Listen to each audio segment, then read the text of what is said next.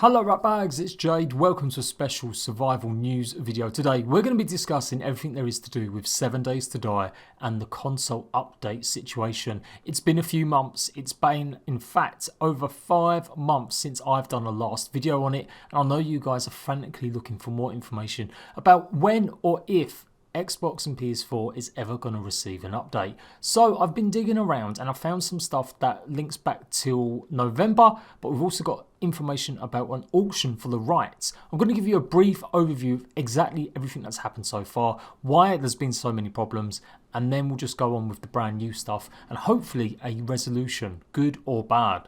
In brief, in case you lived under a rock in the last 7 months or so, Telltale Games are the publishers behind 7 Days to Die. No, they didn't make the game, but they helped the funpimps find another studio to port it over to Xbox and PS4. They owned the rights to the licensing on console. So when Telltale shut down last year, it meant that the rights to console also were up for grabs. Where Telltale's game The Walking Dead managed to get salvaged by Robert Kirkman's Skybound Games and got completed, recently just coming out with one of its last episodes, or the last episode, Telltale's publishing arm really wasn't receiving the same sort of love. This was the announcement that the funpimps officially gave on their forum site.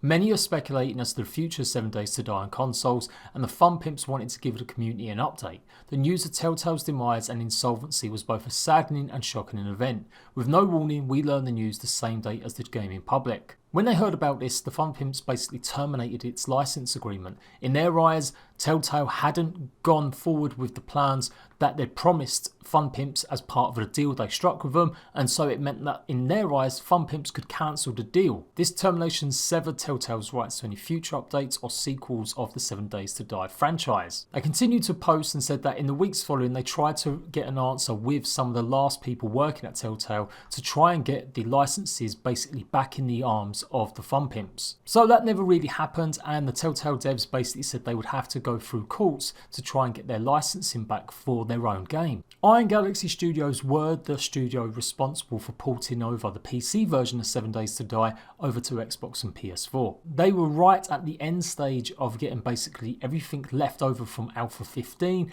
and possibly lots of features from Alpha 16 ready for console. PC currently is right on Alpha 17. Alpha 17 took over a year to hit PC, and it's been nearly 18 months since Xbox and PS4 had any real substantial update.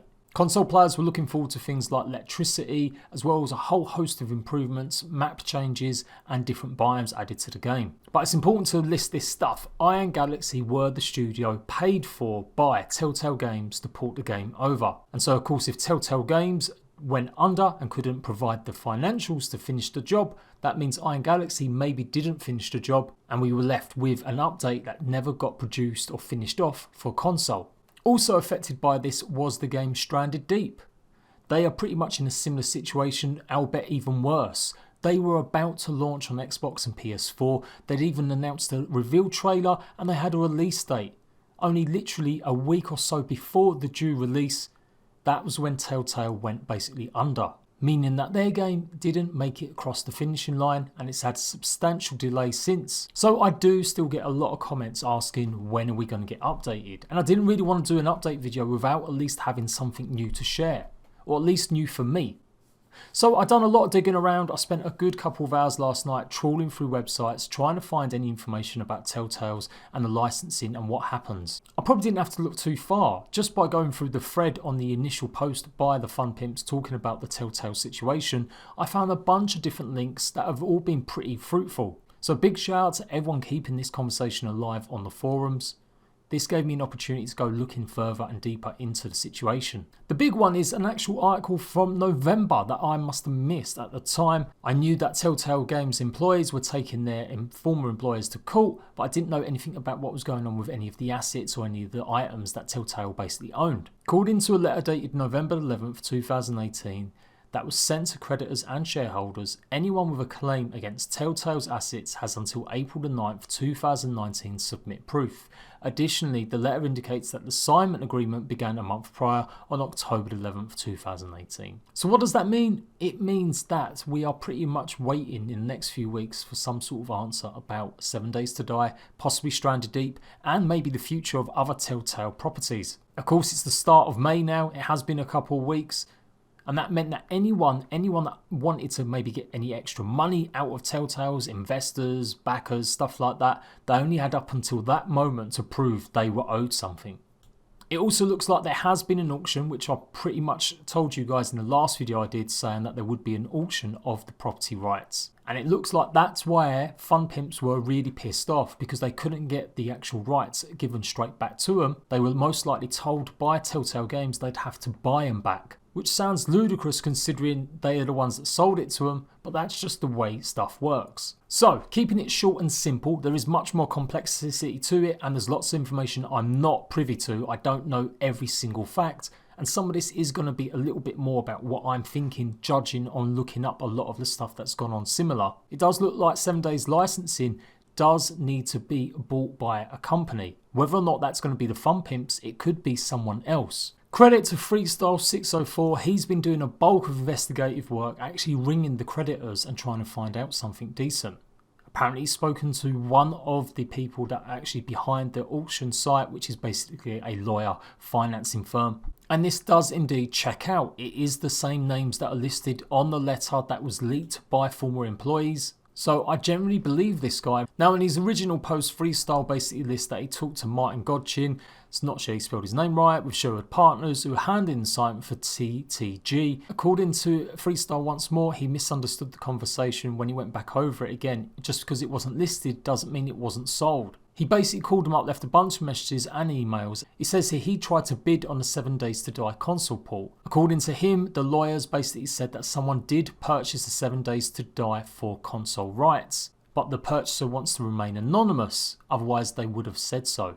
So in short, someone has gone and bought the rights to 7 Days to Die on console. That means they own anything to do with that game being updated. They can possibly make a sequel to the game. They may make new games based on it within that franchise, but only for console. PC owns the rights to their own version. That was something funpimps basically had in place. This is pretty common. Lots and lots of games have different outlets or different ways to publish their games. Now there's one fly in the ointment with this. Funpimps did say and stress that they had terminated their agreement. So this basically means there's going to be some sort of big lawsuit going on. It's going to require a lot of work, a lot of effort and a lot of time and money to maybe get the rights back or just sort out exactly what was going on. So anyone looking to buy the rights maybe might have been a bit scared off. Another suggestion is that Telltale maybe don't have enough money to pay it off or don't want to spend more money on buying rights back to what they feel is their game. There might not be anyone else that's actually bought the game rights. It might just be the fact that the funpimps are really still struggling with Telltale. All in all, there are a lot of unanswered questions, but we are going to be getting an answer very soon. If the auction happened a few weeks ago, it shouldn't be too much longer before we actually get some sort of signal based on whether or not a new studio's bought the IP, whether or not the funpimps have managed to get it back. Basically, we're going to get something, I hope, in the next few weeks. I still think we're months and months and months away from any type of update on console, if ever. Now, in the forums, they talk about the long tail, and this is pretty much a good definition of how games work when they've been out for a long time. 7 Days to Die has been on console a good few years now. It's been on PC even longer. Believe it or not, PC version of 7 Days to Die still hasn't left its alpha. It's a completed game on console, although we all know how buggy and broken it still was or is. It took them months and months, and there's still persistent bugs that are still in the game that haven't been fixed. This isn't just the fault of Telltale Games and Iron Galaxy, it's still on the proverb of the developers who owned the IP originally. They still have to give a lot of the code over to Iron Galaxy, and then it's Iron Galaxy's job to port it over. Either way, somewhere down the line, lots of things just got missed, and the developers, whoever's to blame for it, really didn't put enough effort into fixing the long-standing issues for console. They sold it as a completed package, and it really wasn't. This is an old tweet now for September, but Telltale Games shutting down will not impact 7 Days to Die in the slightest. Alpha 17 is still coming. It's the biggest, most awesome build, bigger than any DLC and 75% of a sequel. That is why it's taken so long. It will be worth the wait though, and we will go gold in 2019. So Joel Hunick is the creator of 7 Days to Die, and he's literally stating that they're going to be going gold this year. If you don't know what that means, it means the game is complete. It is fully finished. It may have some updates afterwards, but that is the time they're going to be leaving early access, coming out of alpha and being a full product. For PC anyway. I mention this stuff because it matters in terms of who is going to be updating or buying the game in the future. It's sold over 3 million copies on PC alone. It's probably sold the same amount on Xbox and PS4 too. Various reports that I've covered last time talking about Telltale Games listed that 7 Days to Die was their most popular selling game. They didn't make it, they just published it, but it still did a lot better than any of the Walking Dead series. So who is really going to be buying the game anymore? And that's the problem with the rights being sold. If the rights for the game are being sold to someone, they're going to want to make some money off of it. Whether or not they're going to add some DLC or make a sequel, I find that a little bit far-fetched. And maybe this is the problem why we've had to wait so long. Even the funpimps themselves must be thinking, is it worth making updates for this game on console? It's going to be much more expensive, they're going to have to find a brand new developer to port it over, or they're going to have to hire some staff themselves. Either of them two options is going to be pretty expensive for a game that pretty much everyone has kind of bought. Unless they release some brand new DLC, or they add a significant update to it to make the game really fresh. That's what going gold will mean for PC. That's why Alpha 18 is being worked on at the moment, which bunch of new features as well. And it looks like that Alpha 18 update is going to be part of the final package for 7 Days to Die. Don't forget though, we are still currently on Alpha 15 on console. There is a few bits left from 15 we never got. We've got all of the update for 16 to come. Before we even talk about the huge mega update that they recently did in December time. This is why it's such a problem and why so many console fans are really upset and angry. They love this game. There are millions of fans that play this game, but they haven't received any updates. Not just the game itself, but any updates about the situation. The real last news we heard was in November time. That's the last big update we've had from the developers. That's far too long not to give anyone some sort of information. Totally understand if you've got no information to give, it can be a bit frustrating. What are you going to talk about? But at least keep the fans up to date with some plans. Even if it's you're still working on it, that is better than nothing. So to wrap it all up quickly, because I've gone on a lot about the in-depth sort of stuff going on with it, 7 Days to Die is likely to have a resolution soon.